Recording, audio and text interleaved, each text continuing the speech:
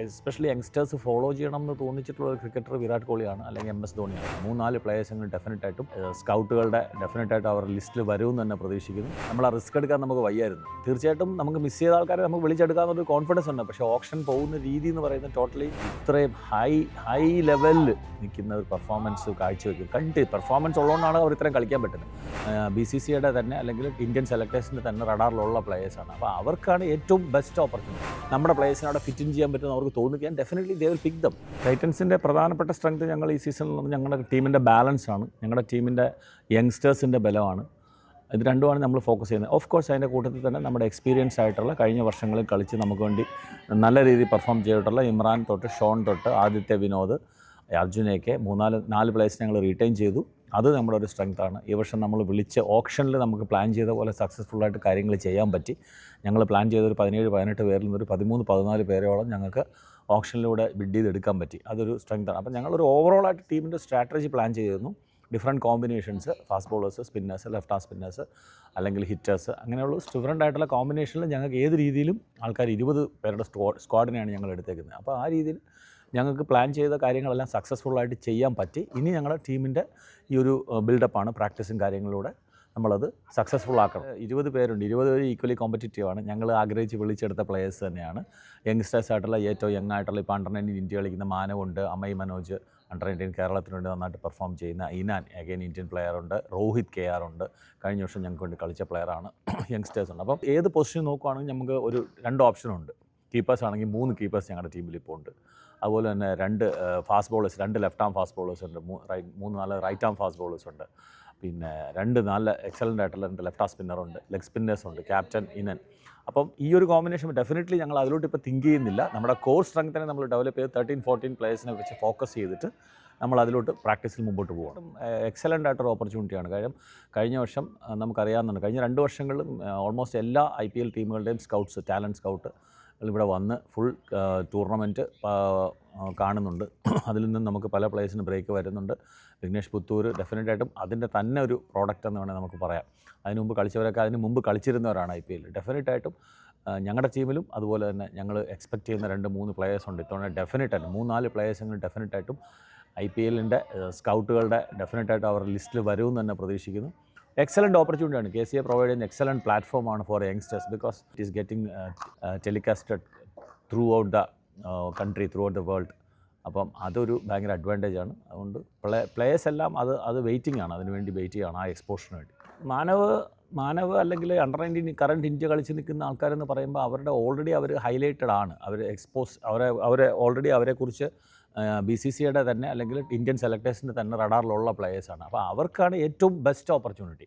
പക്ഷേ അതിൽ നമുക്ക് കാര്യമില്ല. കാര്യം നമ്മൾ കഴിഞ്ഞ പല IPL നമ്മൾ നോക്കുകയാണെങ്കിൽ CSKയിലൊക്കെ 12-14 കോടി രൂപ എടുത്ത പ്ലേയേഴ്സ് എന്ന് പറയുന്നത് 1-2 ടൂർണമെൻറ്റിൽ പെർഫോമൻസ് ആവറേജ് ഡീസൻറ്റ് പെർഫോമൻസിലൂടെ വന്നവരാണ്.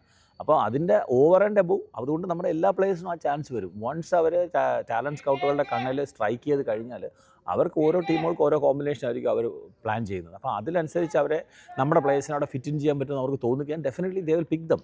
ബിക്കോസ് ലാസ്റ്റ് ഇയർ വന്ന സമയത്ത് പലപ്പോഴും നമ്മൾ കിരൺ മോറെ അദ്ദേഹത്തെ വളരെ സീനിയറായുള്ള ക്രിക്കറ്റാണ്. അദ്ദേഹം കുറേ ദിവസം ഉണ്ടായിരുന്നു. അദ്ദേഹത്തോട്ട് കുറച്ച് സമയമൊക്കെ സ്പെൻഡ് ചെയ്യാൻ പറ്റിയിരുന്നു. ആ സമയത്തൊക്കെ അദ്ദേഹത്തിൻ്റെയൊക്കെ വ്യൂ പോയിൻ്റൊക്കെ വളരെ ഓരോ സ്ലോട്ടിലും ഓരോ ആൾക്കാരെ അവർ നോക്കും, ഓപ്ഷൻസ്. ഇന്ത്യ മുഴുവൻ ലീഗുകൾ നടക്കുന്നുണ്ട്, സ്റ്റേറ്റ് ലീഗ്സ്. അപ്പം അതിൽ നിന്നും പിക്ക് ചെയ്ത് വരണം. പിന്നെ അണ്ടർ-19 അല്ലെങ്കിൽ ആ രീതിയിൽ ഇന്ത്യ കളിച്ച ആൾക്കാർക്ക് എന്ന് പറയുന്നത് ഡെഫിനറ്റ്ലി അവർ ഓൾറെഡി റഡാറിലുണ്ട്. അവർ if they maintain the same level they will be reaching the next level. ഇല്ല, അങ്ങനെ ഇല്ല. കാര്യം അതിലൊക്കെ വിരാട് കോഹ്ലിയെ പോലത്തെ ആൾക്കാരൊക്കെ അതിനെക്കുറിച്ച് അല്ലെങ്കിൽ വളരെ ലെജൻഡറി ആയിട്ടുള്ള ഇന്ത്യൻ ക്രിക്കറ്റേഴ്സ്, ഗവാസ്കർ തൊട്ട് സുനിൽ ഗവാസ്കർ തൊട്ട് താഴോട്ടുള്ള എല്ലാ ആൾക്കാരും അതിനെക്കുറിച്ച്. കാര്യം നമ്മുടെ ഏത് കളി കളിക്കുകയാണെങ്കിലും നമ്മുടെ ബേസിക് ആയിട്ടുള്ള കാര്യങ്ങളെല്ലാം സ്ട്രോങ് ആയിരിക്കണം. ബേസിക് സ്കിൽ സെറ്റ് ആണെങ്കിലും മൈൻഡ് ആണെങ്കിലും അവരുടെ അപ്രോച്ച് ആണെങ്കിലും ആറ്റിറ്റ്യൂഡ് ആണെങ്കിലും തോട്ട് പ്രോസസ്സ് ആണെങ്കിലും ഈ കാര്യങ്ങളൊക്കെ സ്ട്രോങ് ആയിരിക്കണം. അപ്പോൾ അത് definitely someone who can perform in the test level easily they can perform. അപ്പോൾ അങ്ങനെ ഒരു of course white ball red ball എന്നൊക്കെ ഒരു ബേസിക്കായിട്ട് ചെറിയ ഡിഫറൻസ് ഉണ്ട്. പക്ഷേ when you see international established legendary cricketers Virat Kohli തൊട്ട് അല്ലെങ്കിൽ റിക്കി പോണ്ടിങ് തൊട്ട് അല്ലെങ്കിൽ ഗിൽ ക്രിസ്റ്റ് തൊട്ട് അപ്പോൾ ഏത് ലെവലിൽ നോക്കിക്കഴിഞ്ഞാലും അവരൊക്കെ ഈ 3 ഫോർമാറ്റിൽ എക്സലൻ്റ് ആയിട്ട് പെർഫോം ചെയ്തവരാണ്. അപ്പം അതൊരു ഫാക്ടറാണ്. That is there in mind. 1-2 players നമുക്ക് തീർച്ചയായിട്ടും നമ്മൾ പ്ലാൻ ചെയ്ത് പോയാൽ കിട്ടാതെ പോയത്. അപ്പോൾ വേറെ പേര് പറയാൻ ആഗ്രഹിക്കുന്നില്ല. അവർക്ക് റീപ്ലേസ്മെൻറ്റ് നമുക്ക് കിട്ടി. നമ്മൾ ഡെഫിനറ്റായിട്ട് നമുക്ക് കഴിഞ്ഞ 2 വർഷം നന്നായിട്ട് പെർഫോം ചെയ്ത ബൗളേഴ്സ് ഉണ്ടായിരുന്നു, 1-2 പേര്. അവരെയൊക്കെ നമുക്ക് കിട്ടണമെന്നുണ്ടായിരുന്നു. ബാറ്റേഴ്സിനെ ഓൾമോസ്റ്റ് നമ്മൾ കോറായിട്ടുള്ള 2-3 ബാറ്റ്സ്മാൻമാരെ നമ്മൾ റീറ്റെയിൻ ചെയ്തിരുന്നു. നമ്മൾ ആ റിസ്ക് എടുക്കാൻ നമുക്ക് വയ്യായിരുന്നു. തീർച്ചയായിട്ടും നമുക്ക് മിസ് ചെയ്ത ആൾക്കാരെ നമുക്ക് വിളിച്ചെടുക്കാമെന്നൊരു കോൺഫിഡൻസ് ഉണ്ട്. പക്ഷേ ഓപ്ഷൻ പോകുന്ന രീതി എന്ന് പറയുന്നത് ടോട്ടലി നമ്മൾ എത്രയൊക്കെ പ്ലാൻ ചെയ്താലും കാര്യം റാൻഡമായിട്ടാണ് പ്ലേയേഴ്സിൻ്റെ പേര് വരുന്നത്, ഡിഫറൻറ്റ് കോമ്പിനേഷനാണ് വരുന്നത്. അപ്പോൾ അതുകൊണ്ട് നമുക്ക് അൺഫോർച്ചുനേറ്റ്ലി നമുക്ക് അങ്ങോട്ട് വന്നിട്ട് ചെറിയ മിസ്സുകൾ വന്നു. യെസ്, പ്രിപ്പറേഷൻസ് ഞങ്ങളിപ്പോൾ ഹാർഡ്ലി ഈ ഒരു ക്യാമ്പ് തുടങ്ങിയത് സെക്കൻഡ് ഡേ ആണ്. ഇന്നലെ ഫുള്ള് മഴ പെയ്ത് പോയി. ഇന്നിപ്പോൾ ലക്ലി ഒരു മാച്ച് ഞങ്ങൾ സ്റ്റാർട്ട് ചെയ്തു. അതിന് മുമ്പ് ഞങ്ങളൊരു പ്രിലിമിനറി ആയിട്ടൊരു 5 days we had a small camp, mini camp, where we have assessed players, fitness, everything. അപ്പം ടോട്ടലി ഹാപ്പിയാണ്. We are looking forward. Rameez ആണെങ്കിലും ഇർഷാദ് ആണെങ്കിലും അങ്ങനെ ടെന്നീസ് ബോളിൽ കുറച്ച് കളിച്ചിട്ടുള്ള ആൾക്കാരെന്നുള്ളതിൽ ഞങ്ങൾ അവരെ നല്ലോണം അവരെക്കുറിച്ച് ഒന്ന് അനലൈസ് ചെയ്തതിന് ശേഷം തന്നെയാണ് അവരെ ഞങ്ങൾ അതിനൊരു സെലക്ഷൻ ട്രയൽസിന് വിളിച്ചിരുന്നു. അവരുടെ പഴയ കളികൾ നമ്മൾ ടെന്നീസ് ബോൾ മാത്രമല്ല ക്രിക്കറ്റ് ബോളുള്ള കളികൾ അവരെ വാച്ച് ചെയ്തിരുന്നു. അവരുടെ അപ്രോച്ചിനെ കുറിച്ച് നോക്കിയിരുന്നു. നമ്മൾ അവരുടെ ഫീഡ്ബാക്ക് കളക്ട് ചെയ്തിരുന്നു. അവർ ഡെഫിനറ്റ്ലി ഞാൻ അവരെക്കുറിച്ച് അവർക്ക് ഇത്രയും ഈ ടെന്നീസ് ബോളൊക്കെ കൂടുതലും കളിച്ചിട്ടുള്ളൂ എന്ന് പറഞ്ഞാലും പക്ഷേ അവരിപ്പം കുറച്ച് ദിവസമായിട്ട് ഒബ്സർവ് ചെയ്യുമ്പോൾ they all are good, really good, and they are already really contributing to the team. ഇപ്പോൾ 1-2 വർഷങ്ങളൊക്കെ നമുക്ക് ഫീൽഡിങ്ങിൽ വേണമെങ്കിൽ കുറച്ചൊരു ആർക്കെങ്കിലും അങ്ങോട്ടോ ഇങ്ങോട്ടോ ചിലപ്പോൾ ഒരു ബുദ്ധിമുട്ട്. പക്ഷേ ഇത്തവണ ലക്ലി ഞങ്ങളുടെ most of the players are youngsters. അപ്പോൾ അങ്ങനെ ഒരു ദൗർബല്യമായിട്ട് നാച്ചുറലി എല്ലാവർക്കും ദൗർബല്യങ്ങൾ എപ്പോൾ വേണേൽ സംഭവിക്കാം. എന്ന് ക്രിക്കറ്റിനകത്ത് വരുന്നത് നോർമലായിട്ട്. അല്ലാതെ ഞങ്ങൾക്കിപ്പോൾ ഒരു ടീം സീസൺ തുടങ്ങുമ്പോഴോ അല്ലെങ്കിൽ ഞങ്ങൾ ആലോചിക്കുമ്പോഴോ ഞങ്ങൾക്ക് ഒരു പ്രത്യേക ഏരിയയിൽ മോശമാണ്, വീക്കാണെന്നുള്ള തോന്നൽ ഞങ്ങൾക്കില്ല. ടൈറ്റൻസിൻ്റെ ഫാൻസിനെ ഡെഫിനറ്റായിട്ടും ടൈറ്റൻസിനെ സപ്പോർട്ട് ചെയ്യുക, ത്രൂ ഔട്ട് സപ്പോർട്ട് ചെയ്യുക. ഞങ്ങൾ നിങ്ങളുടെ സപ്പോർട്ട് മാക്സിമം എക്സ്പെക്റ്റ് ചെയ്യുന്നു.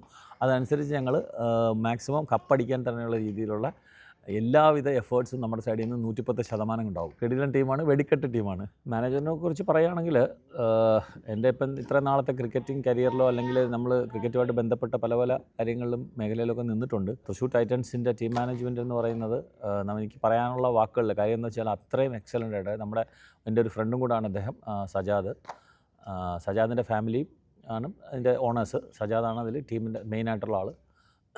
അപ്പം സപ്പോർട്ടെന്ന് പറഞ്ഞാൽ ക്രിക്കറ്റ് സജാദ് ഒന്നാമത്തെ കാര്യം എന്ന് പറഞ്ഞാൽ പണ്ട് ക്രിക്കറ്റ് കളിച്ചിട്ടുള്ളതാണ്. പിന്നെ ബിസിനസ്സിലോട്ടോ അല്ലെങ്കിൽ ബാക്കി കാര്യങ്ങളിലോട്ടോ പോയപ്പോഴത്തേക്കും ഒരു ഫേസിൽ ഒരു പോയിൻ്റ് ഓഫ് ടൈമിൽ കളിയിൽ നിന്ന് മാറി. അപ്പോൾ സജാദിന് അന്ന് അടുത്ത ലെവലിലോട്ട് പോകണമെന്നോ പല ആഗ്രഹങ്ങളുണ്ടായി. സജാദ് ഒരു ഫാസ്റ്റ് ബോളർ. അപ്പോൾ ആ സാഹചര്യത്തിൽ അത് മിസ് ചെയ്ത് പോയി. അപ്പോൾ ആ ഒരു പാഷൻ സജാദ് ഇപ്പോഴും ക്യാരി ചെയ്യുന്നുണ്ട്. അങ്ങനെയാണ് ഈ ഒരു ടീമിൻ്റെ ഒരു ഓപ്ഷൻ പ്രോസസ്സ് വന്നപ്പോൾ സജാദ് ടീം എടുക്കാനുള്ള ഇൻട്രസ്റ്റ് കാണിക്കുകയും അല്ലെ ടീം എടുക്കുകയും. പിന്നെ ഇപ്പോൾ ചെയ്യുന്ന സപ്പോർട്ടെന്ന് പറയുന്നത് അൺബിലീവബിൾ സപ്പോർട്ടാണ്. കാര്യം ഒരു ടീമെന്ന് പറയുന്നതിനെ എല്ലാ രീതിയിലുള്ള കെയറും, എല്ലാ രീതിയിലുള്ള ഫെസിലിറ്റീസും, എല്ലാ രീതിയിലുള്ള കെയറും, യാതൊരുവിധ പ്രഷറില്ല. അദ്ദേഹം ടീമിന് ഫുൾ ഫ്രീഡം തന്നിട്ടുണ്ട്. ഇപ്പം ഞങ്ങൾക്ക് കോച്ചിങ് സപ്പോർട്ട് സ്റ്റാഫിനാണെങ്കിലും ബാക്കിയുള്ള ആൾക്കാർക്കും ടീമിലെ ഒരു അംഗത്തെ പോലെ തന്നെ എല്ലാ ദിവസവും മിക്ക ദിവസവും ടീമുമായിട്ട് കാണുകയും പ്രാക്ടീസ് നടക്കുന്ന സമയത്ത് അല്ലെ എല്ലാ രീതിയിലും ടീമായിട്ട് ജെല്ല് ചെയ്ത് എക്സലൻ്റ് ആയിട്ടുള്ള സപ്പോർട്ടാണ്. Because I don't have words to express. Incident എനിക്ക് പറയാൻ ഞാൻ അവരുമായിട്ട് അങ്ങനെ മൂവ് ചെയ്തിട്ടില്ല. പക്ഷേ അതൊന്ന് വളരെ നമ്മളെ എല്ലാവരെയും പോലെ ടി വിയിലും അല്ലെ വളരെ അപൂർവമായിട്ട് നേരിട്ടൊക്കെ കണ്ടിട്ടുള്ളൂ. പക്ഷേ ഓർമ്മയിൽ വരുന്ന കാര്യങ്ങളല്ലേ സ്ട്രൈക്ക് ചെയ്യുന്ന നമ്മൾ ഓരോ ക്യാരക്ടേഴ്സിനെ എടുത്ത് നോക്കുകയാണെങ്കിൽ എനിക്ക് ഏറ്റവും കൂടുതൽ ആൾക്കാരെല്ലാം എസ്പെഷ്യലി യങ്സ്റ്റേഴ്സ് ഫോളോ ചെയ്യണം എന്ന് തോന്നിച്ചിട്ടുള്ള ക്രിക്കറ്റർ വിരാട് കോഹ്ലിയാണ്, അല്ലെങ്കിൽ MS ധോണിയാണ്. കാര്യം സച്ചിൻ തെണ്ടുൽക്കർ. കാര്യം ഒരു ലോങ് കരിയർ, ഒരു 15-20 വർഷം ഇത്രയും ഇന്ത്യയിലെ ക്രിക്കറ്റേഴ്സ് എന്ന് പറയുന്നത് ദൈവങ്ങളെ പോലെയാണ് നമ്മളെല്ലാവരും ട്രീറ്റ് ചെയ്യുന്നത്. ആ ഒരു സാഹചര്യത്തിൽ ഒരു 15-20 വർഷം വരെ ഇത്രയും ഫെയിമും ഇത്രയും മണിയും ഇത്രയും ഫോളോവേഴ്സും ഇത്രയും കാര്യങ്ങളും ഒക്കെ ഉള്ളപ്പോൾ അതിൽ മാനേജ് ചെയ്ത് നിൽക്കുക എന്നുള്ളതും ഇത്രയും ഹൈ ലെവലിൽ നിൽക്കുന്ന ഒരു പെർഫോമൻസ് കാഴ്ചവെക്കും. പെർഫോമൻസ് ഉള്ളതുകൊണ്ടാണ് അവർ ഇത്രയും കളിക്കാൻ പറ്റുന്നത്. അപ്പോൾ ഇതിൻ്റെ ഇടയിൽ കൂടി ഇത്രയും ഫോക്കസ്ഡ് ഇത്രയും ഡെഡിക്കേറ്റഡ് ആയിട്ട് ചെയ്യാൻ പറ്റുകയെന്ന് പറഞ്ഞാൽ ഞാൻ എപ്പോഴും എൻ്റെ ടീമിലുള്ള കുട്ടികളോട് പറയാറുണ്ട്, ഡെഫിനറ്റ്ലി നിങ്ങൾക്ക് അവരെ മാത്രം ഫോളോ ചെയ്ത് കഴിഞ്ഞാൽ അവരുടെ എല്ലാ കാര്യങ്ങളും, അവരുടെ ഡിസിപ്ലിൻ ക്രിക്കറ്റ് കളിയിൽ ഏറ്റവും ഇമ്പോർട്ടൻ്റ് ഉള്ള കാര്യമാണ്. ടാലൻ്റുള്ള ഒരുപാട് പേര് ഇന്ത്യയിൽ കാണും. നമുക്ക് എടുത്ത് നോക്കിക്കഴിഞ്ഞാൽ മനസ്സിലാക്കാം. നമുക്ക് വേണമെങ്കിൽ വിനോദ് കാംബ്ലി തൊട്ടോ അല്ലെങ്കിൽ പല ഇപ്പോൾ കളിച്ചുകൊണ്ട് ഞാൻ പേര് പറയാനാക്കിയത് പല ഇന്ത്യൻ കളിച്ച ആൾക്കാർ 1-2 വർഷം കഴിഞ്ഞ് മിസ് ചെയ്ത് പോകുന്ന ആൾക്കാർ. അവർക്കൊന്നും ടാലൻ്റ് ഇല്ലാഞ്ഞിട്ടല്ല. ഇന്ത്യയിൽ അത്രയും കോമ്പറ്റീഷനാണ്. നമുക്ക് എപ്പോഴും പറയാം ഈസി ആയിട്ട് 2 ടീമിനെ ഇറക്കാവുന്ന വേണമെങ്കിൽ. അപ്പോൾ അത്രയും കോമ്പറ്റീറ്റീവ് ആയിട്ടുള്ള സ്ഥലത്ത് ഇത്രയും ഫൈനാൻഷ്യൽ ബാക്ക്ഗ്രൗണ്ടും എല്ലാം കിട്ടുന്ന സാഹചര്യത്തിൽ ഇത് മാനേജ് ചെയ്യുക, മെയിൻറ്റെയിൻ ചെയ്യുക, ഡിസിപ്ലിനായിട്ട് ഓടിയ യാതൊരു കോൺട്രവേഴ്സീസും ഇല്ലാതെ ഫോക്കസ്ഡ് ആയിട്ട് ഡെഡിക്കേറ്റഡ് ആയിട്ട് നിൽക്കുകയാണ്. അപ്പോൾ Virat Kohli definitely number 1 role മോഡലായിട്ട് ഫോളോ ചെയ്യേണ്ട ആളാണ്.